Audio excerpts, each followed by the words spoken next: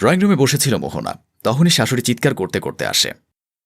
কি বউ এনেছে আমার ছেলে, সারাদিন খালি শুয়ে বসে দিন পার করে দেয়, এখন মহারানীর মতন বসে আছে। মা, আপনি এত চিৎকার করছেন কেন? লোকে কি বলবে? লোকের কথা শুনে তো তোমাকে এনেছিলাম, এবার লোক একটু শুনুক আমার গুণধর বউর কীর্তিকর্ম। সে রান্নাঘরে করে এসেছে এক কাণ্ড, আর এখন মহারানীর মতো বসে আছে সোফাতে। মা, আমি কি এমন করলাম? আপনি আমার সঙ্গে এরকম করছেন কেন? কিছু জানো না তুমি? বলি, রান্না শেষে যে রান্নাঘর সুন্দর করে পরিষ্কার করে গুছিয়ে রাখতে হয়, সেটা জানো না তুমি? মা, আমার রান্না তো কখনই শেষ, একটু পরে তো আপনাকে খেতে দেব। এ মেয়েকে কি বলছি আমি? তুমি তো কোনো কাজেরই না। বিয়ে 2 মাস হয়ে গেল, অথচ এখনো কোনো কাজই তুমি ভালো করে করতে পারো না। ঘর গোছালে রান্নাঘর অপরিষ্কার থাকবে, রান্নাঘর গোছালে তোমার ঘর অপরিষ্কার থাকে। কি মেয়ে তুমি, বুঝতে পারি না মাঝে মধ্যে। মোহনা কিছু না বলে সোফাতে বসে ফোন দেখতে লাগলো। রোকেয়া বেগম কিছুক্ষণ বিরক্তির দৃষ্টিতে তাকিয়ে থেকে রান্নাঘরে চলে যায় পরিষ্কার করতে। দুপুরবেলা ডাইনিং টেবিলে খাবারের সময় সবাই বসেছে। রোকেয়া বেগম, রাধিফ, আরশা। মোহনা সবাইকে খাবার পরিবেশন করে দিচ্ছে। রোকেয়া বেগমের কাছে যেতে তিনি রেগে বললেন, বৌমা, তুমি জানো না প্লেটে খাবার পরিবেশন করবার আগে প্লেটের পাশে পানির গ্লাস আর লবণের বাটি রাখতে হয়? কোথায় সেসব? শুধু ভাত নিয়ে এসেছো প্লেটে দিতে? মা, আমি জানতাম না, দাঁড়ান আমি নিয়ে আসছি। এ বলে মোহনা রান্নাঘরে গিয়ে লবণ নিয়ে আসলো। রাদীপ খাবার মুখে নিতে পানি খেলো সঙ্গে সঙ্গে। তুমি এসব কি রান্না করেছো মোহনা? এত ঝাল কেন দিয়েছ? তুমি জানো না আমরা খাবারে কম ঝাল খাই? মোহনা কিছু বলার আগে রোকেয়া বেগম বলে উঠল, এ মেয়ে তো কিছুই পারে না, সবসময় খালি একটা না একটা ভুল করতেই থাকবে, যেন ভুল করা ছাড়াও দিন কাটে না। কি মেয়েরে বাবা, আজব তো। স্বামীর শাশুড়ি মেয়ের কথা শুনে মোহনা কেঁদে উঠল। বাবার বাড়িতে সে বড্ড আদরের ছিল, শ্বশুর বাড়িতে এসেছে, কাজ করছে, কিন্তু কিছুতেই যেন শাশুড়ির মন পাচ্ছে না। কাজে একটা না একটা ভুল হতেই থাকে। আপনারা আমার সঙ্গে এমন করছেন কেন? রান্নাতে ঝাল বেশি হয়েছে, আমি বুঝতে পারিনি। হ্যাঁ, তুমি তো কিছু বুঝতে পারো না। কি মেয়েরে বাবা। মোহনা কিছু না বলে মাথা নিচু করে দাঁড়িয়ে রইল সেখানে। বাপের বাড়িতে থাকতে মা বলেছিল রান্নাটা শিখে নে, নলে শ্বশুরবাড়িতে গিয়ে কথা শুনবি। মোহনা তখন শোনেনি মায়ের কথা, কিন্তু আজকে মনে হচ্ছে সে যদি রান্নাটা শিখত তাহলে আজকে বোধহয় এতগুলো কথা শুনতে হতো না। হ্যাঁ মা, আমি খেয়েছি, তুমি খেয়েছো তো?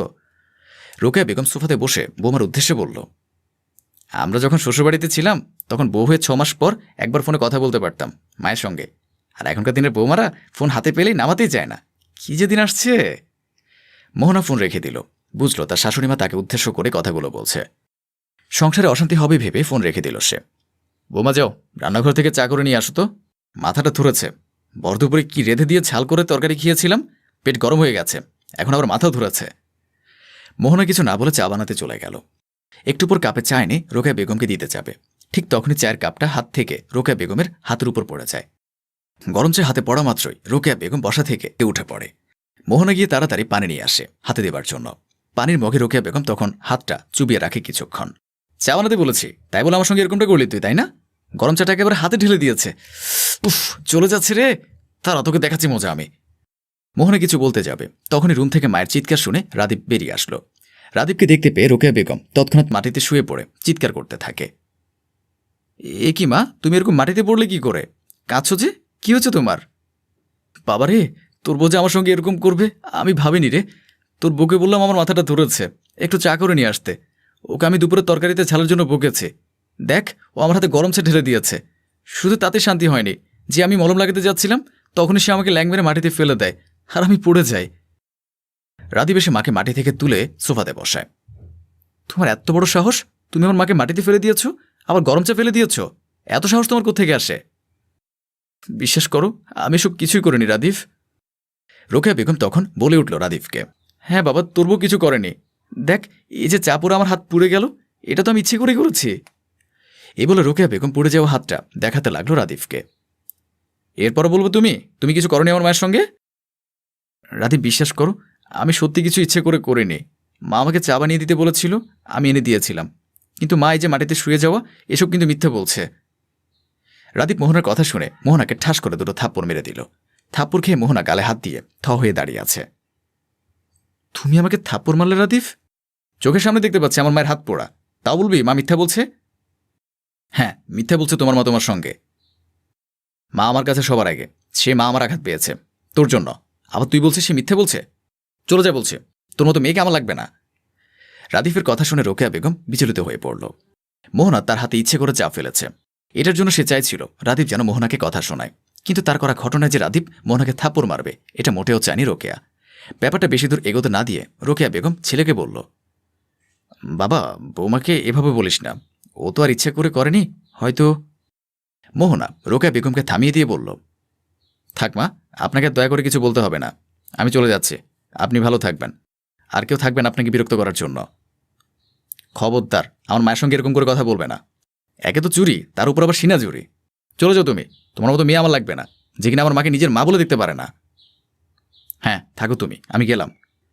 অবস্থা বেগতিক দেখে রোকেয়া বেগম বললেন, বাবা, বৌমাকে আটকা, ও কিছু করেনি, যা কিছু করেছি আমি করেছি। হ্যাঁ এটা সত্যি যে আমার হাতে চাপ পড়েছিল, তবে বাবা সেটাও ইচ্ছে করে করেনি, কিন্তু আমি ভেবেছি বোধহয় ইচ্ছে করে করেছে, সেজন্য তোকে সব বলে ভেবেছি ওকে দু চারটা কথা শোনাবো। কিন্তু বাবা অবস্থা তো বেগতিক, তুই ওকে মারলি, বাড়ি থেকে বের করে দিতে বললি, এটা তো বেশি বেশি হয়ে যাচ্ছে। কি মা, এখন বললেন সত্যি কথা? মা, তুমি মোহনার সঙ্গে এরকমটা কি করে করতে পারলে? রোকেয়া বেগম লজ্জায় মাথা নিচু করে রেখে বললেন, তোর বউ কোনো কাজই পারে না, যাই করতে বলি সে কোনো না কোনো অনর্থ করে, সেজন্য রাগ হচ্ছিল আমার, আর আজকে চা ফেলার জন্য আরও বেশি রাগ হয়েছে, সেজন্য করেছি। কিন্তু বাবা আমি আমার ভুল বুঝতে পেরেছি, আমার এটা করা একদমই উচিত হয়নি। মা তুমি বুঝেছ, মানছি মোহনা কাজ পারে না, সবসময় ভুল করে, তাই বলে তো ওর সঙ্গে তোমার এরকমটা করা উচিত হয়নি। কই, তোমারও তো মেয়ে আছে, ও তো বেশি কাজ পারে না, ওকে পারতে তুমি এরকম করতে? ওর সঙ্গে যখন পারতে না, তাহলে প্লিজ মোহনার সঙ্গে এরকমটা করো না তুমি। ও বাবার বাড়িতে রানীর মতো থেকে এসেছে, ওকে মানিয়ে নিতে একটু সময় দাও, সময়ের সঙ্গে সঙ্গে সবটা ঠিক হয়ে যাবে। রোকেয়া বেগম লজ্জায় ছেলের সামনে দাঁড়াতে পারল না। রোকেয়া বেগম হাত জোর করে বলল, মোহনা, মা তুমি আমাকে ক্ষমা করে দিও, আমি আর এরকম করব না তোমার সঙ্গে। তুমি যদি কোনো কাজ করতে না পারো আমি শিখিয়ে দেব। রাজীব তো সত্যিই বলল, আমার মেয়ের সঙ্গে এরকম হলে আমি তো সহ্য করতে পারতাম না। আমার মেয়েকে যে আমি বড্ড আদরে মানুষ করেছি, কিন্তু আজকে একটু বেশি বেশি করে ফেলেছি আমি, আর কখন এরকম হবে না বৌমা। মা, ক্ষমা চাইতে হবে না, আপনি যা করেছেন আর না করলেই হবে। আমি আপনাকে মার মতনই সম্মান করি, আপনি একটু আমাকে ভালোবাসবেন, আমার করা ভুলগুলো শুধরিয়ে দেবেন, দেখবেন আমি একদিন আপনার মতো পাক্কা গিন্নি হয়ে যাব। মোহনার কথা শুনে রোকেয়া বেগম হাসি মুখে মোহনাকে বুকে টেনে জড়িয়ে ধরল। রাদিফও হাসল ওদের মিল দেখে।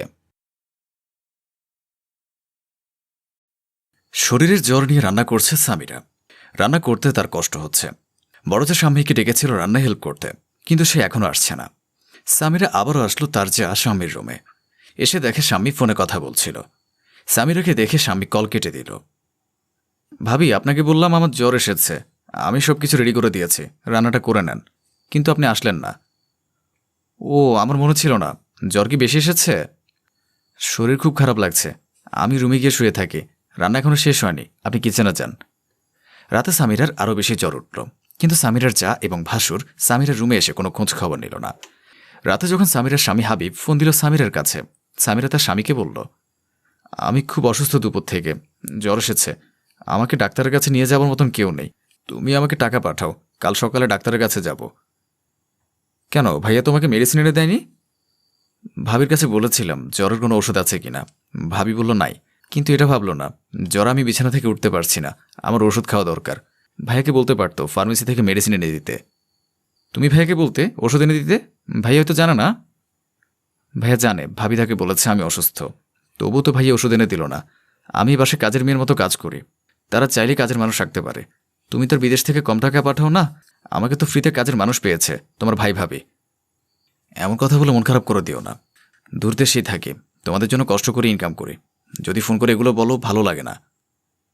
আমি বললেই দোষ, তোমার ভাই ভাবি ভালো, বিয়ে করে 3 মাস পরে বিদেশ চলে গেলে, আর 3 মাস পর থেকেই আমি হয়ে গেলাম কাজের মেয়ে। হাবিব হঠাৎ করে ফোন রেখে দিল। তার ভাই ভাবির বিরুদ্ধে এমন কথা শুনতে ভালো লাগছে না। হাবিব ফোন রেখে দিয়ে ভাবল, ভাইয়াকে ওষুধ এনে দিতে বলা দরকার, রাতে যদি সামিরার জ্বর আরও বাড়ে। হাবিব বড় ভাই হুমায়ুনের কাছে কল দিল। কল রিসিভ করল স্বামী। হাবিব, কেমন আছো? ভালো আছি ভাবি। ভাবি, সামিরার জ্বর, তাকে ওষুধ খেয়েছেন? বাসায় তো ওষুধ নেই। আচ্ছা, কাল সকালে তোমার ভাইয়াকে দিয়ে আনাবো। দুপুর থেকে জ্বর এসেছে, এখন বাংলাদেশের রাত 10টা বাজে, এতটা সময় আপনি ভাইয়াকে বলে ওষুধ এনে দিতে পারলেন না? তোমার বধূ বলল না তার জ্বর, এখন আমাদের দোষ হয়ে গেছে। ঠিক আছে, ফোন রাখছি, তোমার ভাইকে বলবো কাল সকালে ওষুধ এনে দিতে। ওষুধ এনে দিতে হবে না, সামিরাকে সঙ্গে নিয়ে যাবেন, ডাক্তারে দেখিয়ে ওষুধ নিয়ে আসবেন।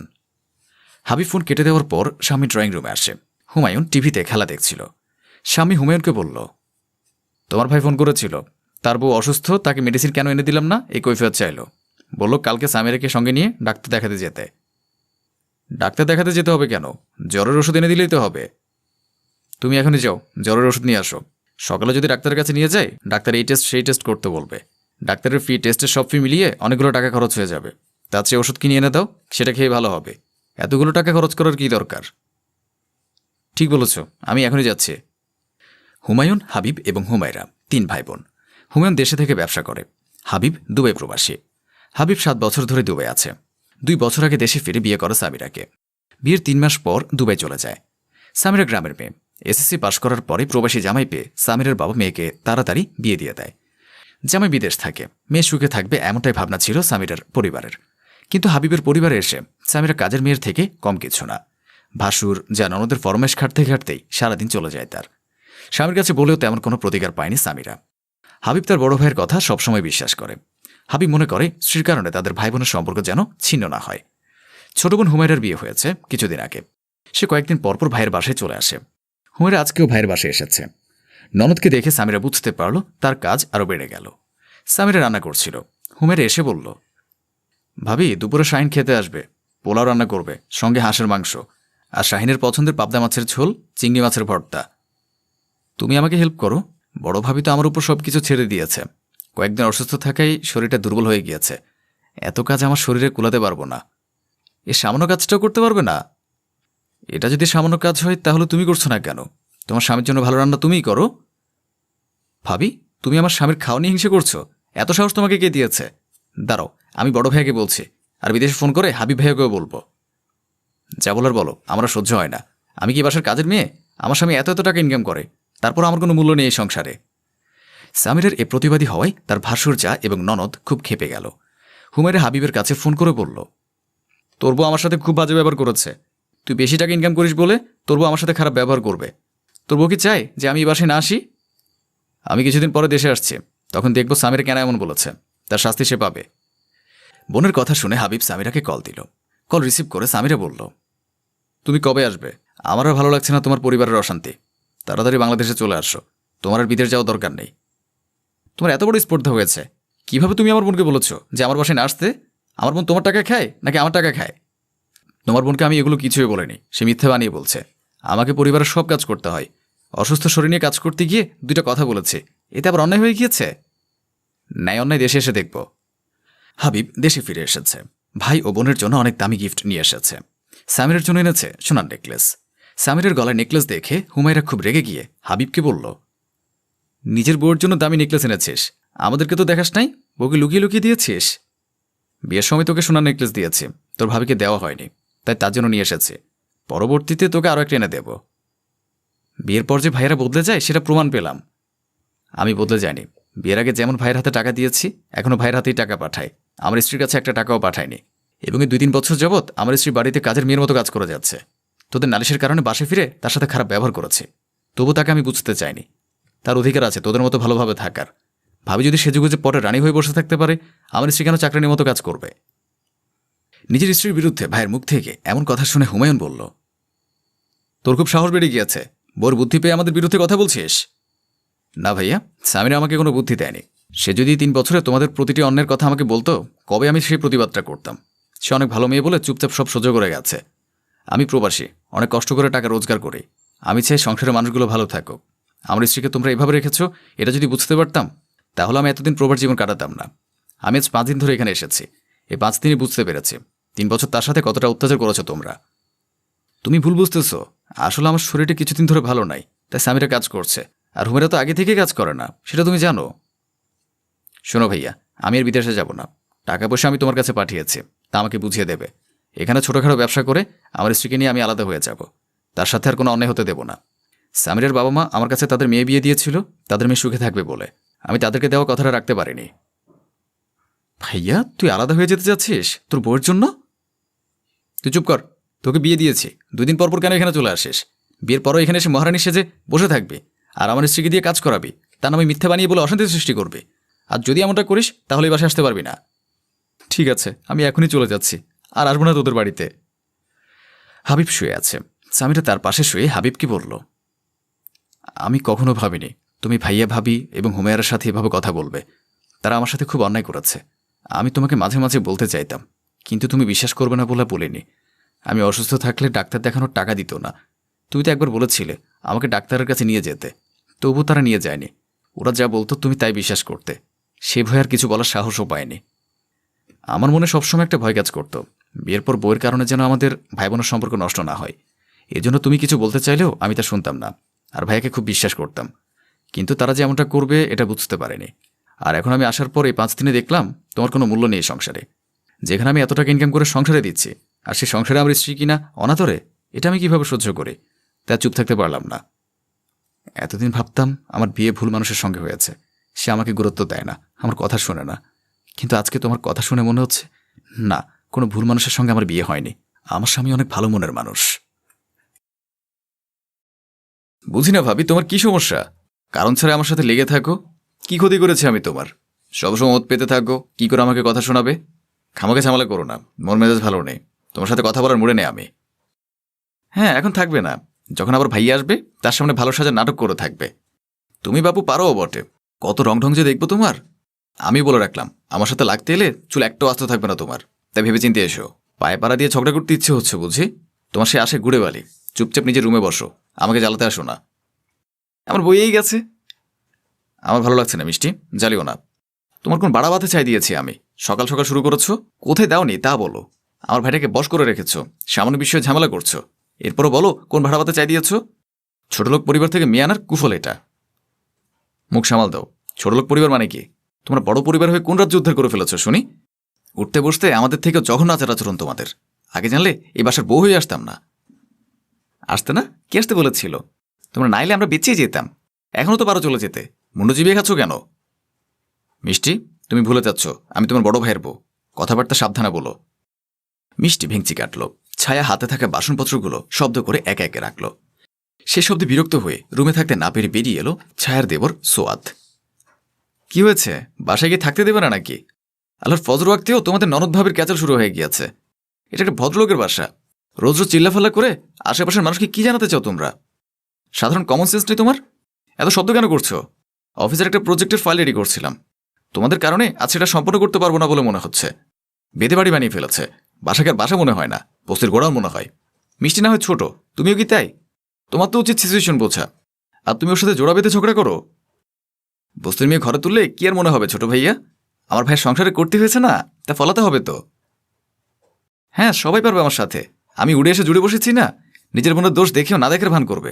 যত দোষ নন্দ ঘোষ, আমি হলাম সেই নন্দ ঘোষ। কোনো দোষ না করেও সব দোষ আমার। ফিরুক রাজশাহী থেকে, থাকবো না তার বাড়ি, করবো না তার সংসার। ছায়া আঁচলে মুখ গুছে চলে গেল। মিষ্টি মুখ টিপে হেসে উঠল। তা দেখে সোয়াদ ধমক দিয়ে বলল, বড্ড বেশি বেড়েছিস তুই, এত উড়িস না, পাখা কেটে ফেলবো। সংসারে টুকটাক ঝামেলা হবে, এর জন্য সেগুলো টেনে হিচড়ে বড় করার কি দরকার? নিজেদের ঝামেলা নিজেরা মেটালেই সমাধান হয়ে যায়, তা না করে পূর্বের ঝামেলা রেশ ধরে আবার ঝামেলা করছিস। একদম ঠিক করেছি, গতকাল রাতে শুধু শুধু আমাকে কথা শোনালো, ছাড়ো দিতে বলছে। আমি সুন্দর করে বললাম একটু পর দিচ্ছি ভাবি। ওমা, অমনি এক গাতে কথা শুনিয়ে দিল। আমিও সকাল সকাল এমন করলাম। সোয়াদ দীর্ঘশ্বাস ছাড়ল। ননদভাবের ক্যাচাল শেষ হবার নয়, নিজেদের মধ্যে রেশারেশি লেগে রয়েছে। সন্ধ্যাবেলা 2 কাপ চা নিয়ে ছোট ভাইয়ের রুমে প্রবেশ করল মিষ্টি। ভাইকে 1 কাপ চা দিয়ে খাটের কোনায় আরাম করে বসল। ভাবিকে দিয়েছিস? কি দিব? কি দিবি মানে? আমরা যা খাচ্ছি তাই দিবি? পারবো না, নিজেটা নিজে বানিয়ে খাক, আমার কোনো ঠেকা পড়েনি। আমার সাথে ঝামেলা করবে, আবার আমার হাতের বানানো চা খাবে? এ তো হবে না।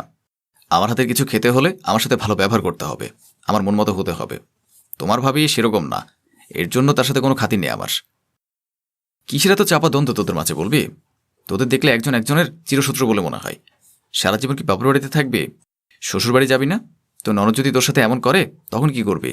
চুলের মুঠি ধরে ঘুনি মারব। আমার সাথে লাগতে আসার ফল ভালো হবে না। তাহলে তোকেও চুলের মুঠি ধরে ঘুনি মারুক। শোন মিষ্টি, বাড়িতে তোরা মহিলা মানুষ 2 জন, তোদের নিজেদের মিলেমিশে থাকতে হবে। এত রেশারেশির প্রয়োজন নেই। একজন আরেকজনের মুখ পর্যন্ত দেখতে পারিস না। ধর হঠাৎ করে 2 জনের মধ্যে একজন যদি অসুস্থ হয়ে যাস, তাহলে আরেকজনের খবরও পাবি না। কেউ তো রুম থেকেও বের হোস না। শেষ কবে তোরা ভালো করে কথা বলেছিস তাও আমি ভুলে গিয়েছি। এক ভাবির সাথে এই অবস্থা, আমার বইলে যে কি করবি আল্লাহ মালুম। যখনই চাই সব ভুলে ভালো ব্যবহার করব, তখনই কোনো না কোনো ঝামেলা পাকায়। দোষ আমার একার নয়, এক হাতে তালি বাজে না ভাইয়া। যে কথাগুলো আমাকে বললে সেগুলো ভাবিকেও বলতে যাও, দেখবে 4টা নাচন দিয়ে তোমাকে কি কথা শোনাই। অতএব বৃথা বাক্য ব্যয় করো না। যেভাবে চলছে চলতে দাও। এভাবে চলতে পারে না, তোরা একে অপরের সাথে চলিস না। কে কার ক্ষতি করতে পারবে, কথা শোনাতে পারবে, সে প্রতিযোগিতা করিস। একটাবার কি প্রতিশোধ ছাড়া ভালোবাসার কথা চিন্তা করেছিস? এই যে এখন যদি জানি তার কাছে যেতে, সে চা খেত না ঠিকই, কিন্তু সে ভাবতো হঠাৎ ভালো ব্যবহার কেন, ভাবতে বাধ্য হতো। পরে কয়েকদিন তার কাজের বদলে ভালো ব্যবহার করলে একসময় সে নিজ থেকে লজ্জা পেয়ে ক্ষমা চাইবে। তাকে লজ্জা পেতে বাধ্য কর। তুই সেটা না করে প্রতিশোধের নেশায় মেতেছিস। কিন্তু আমি কোনো কিন্তু নয়। অন্যকে ঠিক করার আগে নিজেকে বদলাতে হয়। তোকেও তাই করতে হবে। তোর নিজেকেই ভাবির সাথে সম্পর্ক শক্ত করতে হবে। আর দ্বন্দ্ব ঝগড়াঝাটি নয়। এবার ভালো কিছু হোক, পরিবর্তনটা না হয় শুরু হোক নিজেকে দিয়ে। সোয়াদের কথা মিষ্টির মনে প্রভাব ফেলল। কপালে চিন্তার ভাঁজ ফেলে ভাবতে লাগলো, আসলেই তো সে এতদিন কি করেছে। সোয়াদ বোনের দিকে তাকাতে তাকাতে ধীরে সুস্থে ঠান্ডা চায়ে চুমুক দিল। 4 দিন পর জুনায়েদ রাজশাহী থেকে বাসায় ফিরে দেখল ছায়া ধুম মেরে খাটে বসে আছে। ওয়াশরুম থেকে ফিরে এসে স্ত্রীর পাশে বসল। মন খারাপ ছায়া? আমার মন খারাপে তোমার কি আসে যায়? আমার কথা কি কারো মনে পড়ে? দেবননদের সাথে কেমন আছি তার খবর নেওয়ার দরকারই তো কারো নেই। কি চাতা বলো? কাজের জন্য রাজশাহী যেতে হয়েছে। আমার ভাই বোন এতটা খারাপ নয় যে তাদের ভাবিকে অসম্মান করবে। হ্যাঁ, সম্মান দিয়ে ভরিয়ে ফেলেছে। এমনভাবে কথা বলছো কেন ছায়া? তা দেখি, আমার সামনে বসে ঢং করো না। মন মেজাজ খারাপ আছে। যাও গিয়ে ভাই বোনদের সাথে কলা করো। আমি এখন সে মুড়ে নেই। বইয়ের তিরিক্ষি মেজাজের স্বর শুনে দাঁড়ালো না জুনায়েদ। ধীর পায়ে ভাইয়ের রুমের দিকে পা বাড়ালো। আসবো? আরে ভাইয়া তুমি এসো এসো। অনুমতি নিতে হয় নাকি আবার? তোমার বাসা যখন খুশি আসবে। অনুমতির কি দরকার? ফর্মালিটি পূরণ করলাম। ভাইয়ের রুমে আসার জন্য ফর্মালিটি পূরণ করার প্রয়োজন নেই। বসো, দাঁড়িয়ে থেকো না। তোকে যা করতে বলেছিলাম করেছিলি? কি? ও যে তোর ভাবিকে আর মিষ্টিকে একটু বুঝতে বলে গিয়েছিলাম। কি মনে হয়? পরিবেশ ঠান্ডা, দেখে মনে হচ্ছে কাজ হয়ে গেছে। কাজ হয়েছে মানে? আলবাত হয়েছে। মিষ্টির ব্রেন ওয়াশ করেছি সুন্দর করে। এখন সে আর ভাবির সাথে লাগতে যায় না। কয়েকদিন ধরে মিষ্টির চুপ দেখে ভাবির মন খারাপ। মন খারাপ কেন? আরে বোঝো না কেন? ভাবি আগে ছুতো খুঁজতো কারণ না করেন মিষ্টির সাথে লাগার, কিন্তু মিষ্টি 2 দিন ধরে আমার কথা শুনে তা হতে দিচ্ছে না। এর জন্য ভাবির মন খারাপ। ঝগড়া করতে পারছে না তো মন ভালো থাকবে কি করে? ও আচ্ছা, এর জন্য ছায়ার মন ভালো নয়। আমিও বলি জ্বলন্ত দাবানল আজ হঠাৎ ঠান্ডা কেন? তোকে আমার আরও আগে নিয়ে আসা উচিত ছিল, তাহলেই সমস্যার সমাধান হয়ে যেত। চিন্তা করো না, তোমার সমস্যা পুরোপুরি সমাধান না করে আমিও ফিরছি না। বিকেলবেলা 2 কাপ চা নিয়ে ভাবির রুমে হাজির হলো মিষ্টি। 1 কাপ চা এগিয়ে দিয়ে বলল, না ধরো, এটা তোমার জন্য। স্বপ্ন দেখছি না তো? মোটেও না। হঠাৎ কি মনে করে? মন চাইলো তোমার সাথে বসে চা খাওয়ার, তাই। চা খায় কি করে? আমি তো জানি পান করে। ওই একই, এত শুদ্ধ করে বলতে পারবো না। ছায়া চায়ের কাপ হাতে নিল। মিষ্টি এদিক ওদিক তাকিয়ে হাঁসফাঁস করছে। সেটা লক্ষ্য করে ছায়া বলল, কিছু বলবে? কিভাবে বলবো বুঝতে পারছি না, তবু বলতে হবে। পুরোনো দিনের কথা মনে রেখো না। আমিও তোমার সাথে অনেক বাজে ব্যবহার করেছি, সামান্য কারণে ঝামেলা করেছি। এর জন্য আমি লজ্জিত। আমরা সব ভুলে ননদ ভাবির ভালো সম্পর্ক তৈরি করতে পারি না? কেন নয়? তুমি নিজের ভুল বুঝতে পেরে আমার চোখ খুলে দিয়েছ। ঝামেলা আমিও কম করিনি, আমাকেও মাফ করে দিও। তুমি আমার বড়, মাফ আমার চাওয়ার কথা। তুমি আমাকে ছোট করো না। দুজনে একসাথে হেসে একে অপরকে জড়িয়ে ধরল। অবশেষে ননদ ভাবে রেষারেষির অবসান ঘটেছে। পরদিন সকালে ছায়া ও মিষ্টিকে দেখা গেল একসাথে রান্নাঘরে কাজ করতে। কেউ কারোর সাথে কথা বলছে না, কিন্তু একে অপরকে সাহায্য করছে। আড়াল থেকে তা দেখে হাঁপ ছাড়ল জুনায়েদ। তুই বাঁচিয়েছিস ভাই। ননদ ভাবি অবশেষে শান্ত হয়েছে। নিত্যদিন এদের ঝামেলায় আমি অতিষ্ঠ হয়ে গিয়েছিলাম। একটু অপেক্ষা করো, এভাবে চলতে থাকলে খুব শীঘ্রই দুজনের সম্পর্ক ভালো হয়ে যাবে। তাই যেন হয়। ফিসফিস কথার শব্দ পেয়ে কপাল কুঁচকে ছায়া ও মিষ্টি দুজনে পেছনে তাকালো। জুনায়েদ সোয়াদ এর আগে নিজেকে আড়াল করে নিয়েছে। সেটা বুঝতে পেরে ছায়া মিষ্টি একে অপরের দিকে তাকিয়ে ঠোঁট চেপে হেসে উঠল। মাঝে মাঝে সমঝোতার মাধ্যমেও সমস্যার সমাধান করা যায়। উচিত শিক্ষা কিংবা প্রতিশোধের প্রয়োজন হয় না। আমরা যদি একে অপরকে ছাড় দিয়ে চলি, তাহলে সম্পর্কগুলো সুন্দর হবে।